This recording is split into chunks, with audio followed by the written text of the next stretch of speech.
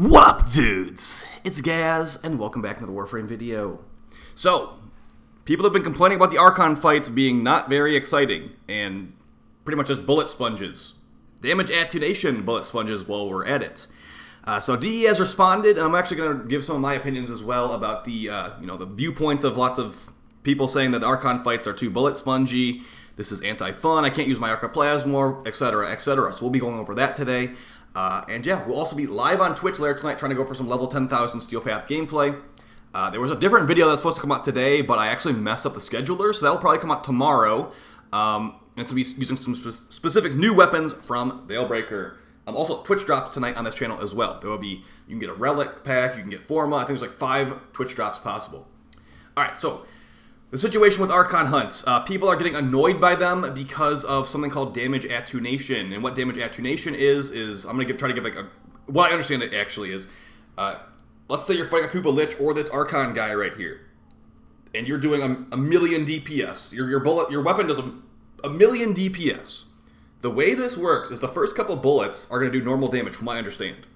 I don't fully understand it, but let's just pretend I do. The first little bullets do full damage. After the first couple bullets, he's like, "Yo, you're doing a million DPS. I'm gonna adapt my damage reduction and my like health and all that to like reflect how much damage you're dealing, and it will nerf your damage down because he gets adaptive DR from what I understand from how much damage you're dealing."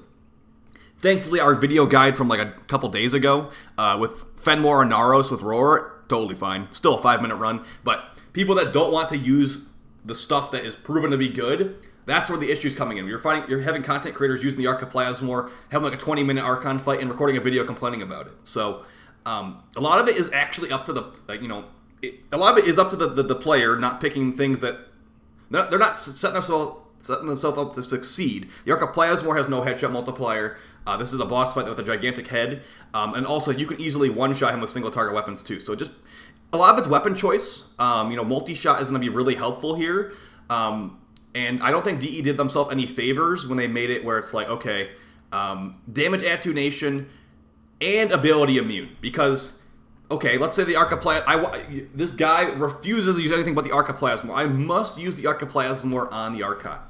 Well, at least let him have Banshee weak points or something then, because as it stands right now, you are pretty much forced to use high fire rate, radiation crit builds. Status builds have nothing to do with this. Archon has nothing to do with status builds. They do nothing to him. A couple viral procs will be good, but you can get viral procs from anywhere else. And the way it goes right now, it's pretty much just a boss fight with a fetch quest jammed in the middle of it. Like, seriously, that's how I view it. You do the first phase. Hopefully you have a somewhat decent weapon against this boss. And then you shoot him, and then you go get the Archon Priest. That's it. As far as what they could have done to make this better, or what they can do to make this better, DE actually has an official response on what they're planning to do. So me just like speculating is going to do not much. So let's go over their official post. And this is from the creative director of the game. And this is about just feedback and hot topics on Veilbreaker. I'm going to read it verbatim here. We are 2 days into the Veilbreaker release, and we have 2 hot fixes released. I wanted to go over some of the hot topics and provide insight on where we are on priorities for our next hot fix. First, the hot fix next week will bring calls missions, so look forward to those next weekly adventure soon. Once this hot fix launches, you will have access to items through a new character, Chipper, and a new syndicate calls garrison. The syndicate is not based on standing, and you simply rank up for doing calls missions each week. New mods, Steinek's blueprint, new weapon blueprints, etc. will be accessible when calls Break Narmer weekly mission begins. These missions are only available to are the only path to obtain stock, the currency used in Chipper's offerings. This will be where you can get additional Archon shards as well. So, if you already transmuted all the Archon mods, yeah, it looks like most of this farm actually isn't going to be a thing for us. Second, Archon hunts will continue to rotate through on a weekly cadence. While Tenno face off against Beryl this week, both Nira and Amar's hunts will follow in the next 2 weeks. However, we want to take a moment to discuss the way the bosses are handled in Warframe. In truth, there is no one way we approach these, and that can be confusing. It is worth stating that we currently do not have a perfect solution on single target bosses for a game with such variety in player loadouts and experience, but we are intending to improve them based on our collective experience as a community and developers. The process will take many weeks of further iteration and testing. we're going to definitely focus on that second point after I finish reading this. Between damage attenuation, certain exploits or bugs causing instant damage, and more, we will be prioritizing our gameplay and feedback review to make this boss fight experience better. There's a chasm between people who find the fight too easy and those that find it impossible, and I can focus on that line a lot right there. Trying to balance this divide will inform parts of our plans. We want to make the bosses we want to fight. We are all on the same page on this quest for the right balance. Okay, quest for the right balance. Weaponry and upgrades such as arcanes shifted a lot. Our second hotfix reverted the big Babonico nerf, and they're going to be looking at ammo more in general going forward. They're just making sure nothing's automated, too dominant, or disrupting other players' playstyle. And Wukong changes are not getting reverted. That's basically what you see right there. Okay, so I'm going to go ahead and just say this right now, DE.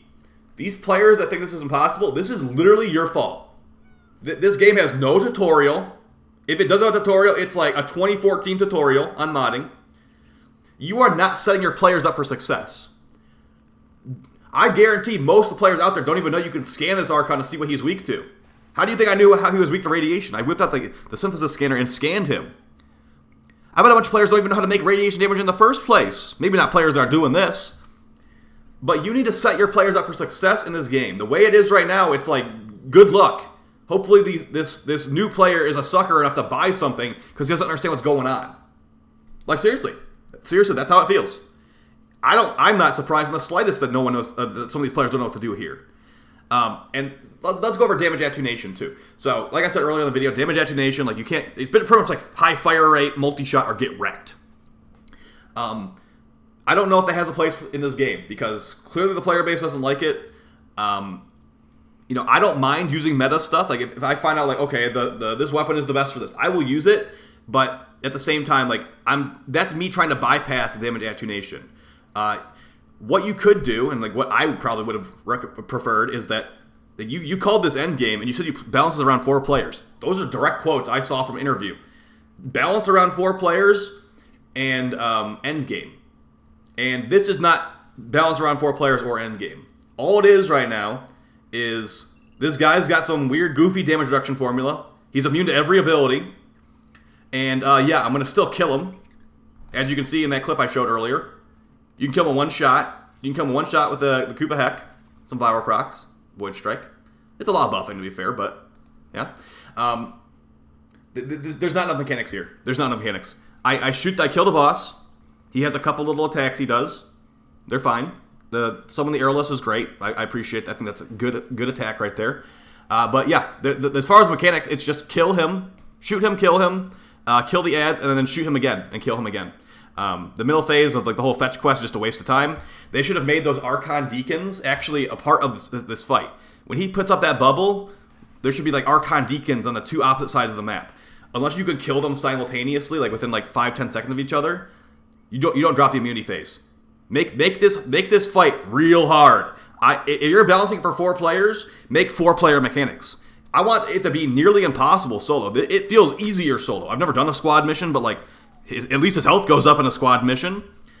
If there was a situation where a solo player would have to be like going mega mobility mode to do this solo, that's fine. But the way it is right now, that it doesn't matter what frame you bring as long as you survive, because no abilities work.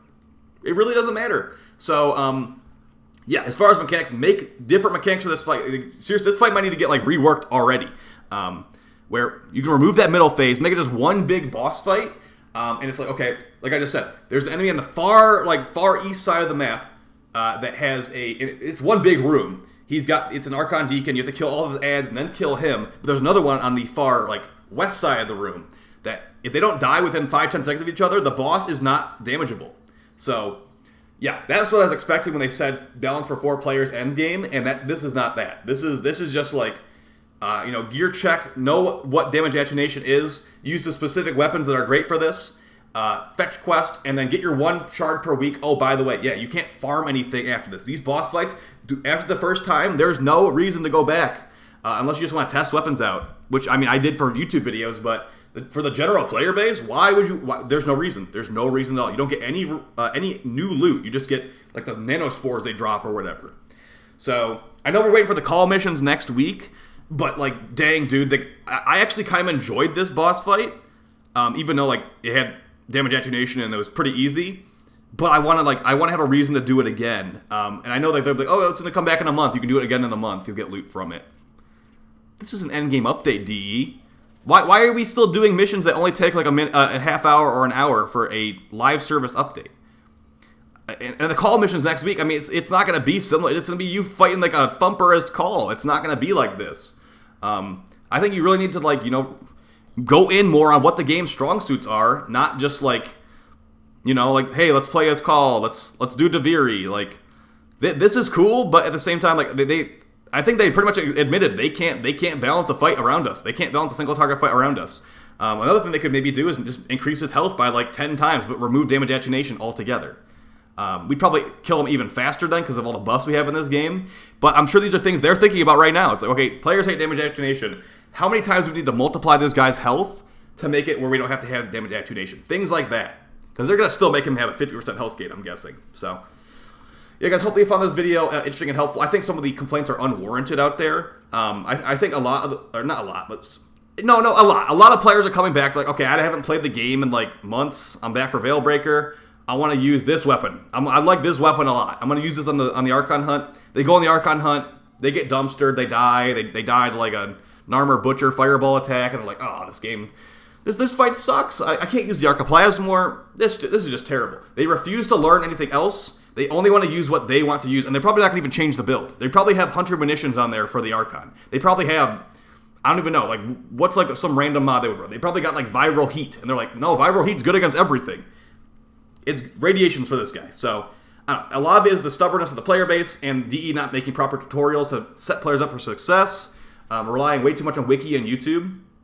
And also partially the design of the fight itself, where lots of weapons, like I wouldn't use this Tonkor I'm using in the gameplay footage. I would not use that in the boss at all. There's no reason to. It's terrible against him. My Stropha usually does like multi-million damage. It does like 8,000 damage to him per hit. So, yeah. Let me know how you guys feel about this down below. Do you think damage attenuation is just bad in general? I think a lot of people would say yes. And if you were to change this fight, DE said they're looking for feedback. If you have any good stuff, either put it in the comments here or hit up Pablo on Twitter maybe, because I know that he is like the big gameplay designer dude now, so he's going to be one of the people to hit up with that information. I'll also read it too, but you know, I don't have any direct... I don't work for DE. I'm not an official Warframe partner. I have no actual direct access to them, and not like they really care about a lot of the content creators' feedback anyway, so... Alright guys, I'll see you next time. Appreciate all the support, and I'll see you on Twitch in a little bit. I'm going to go order a pizza. Peace!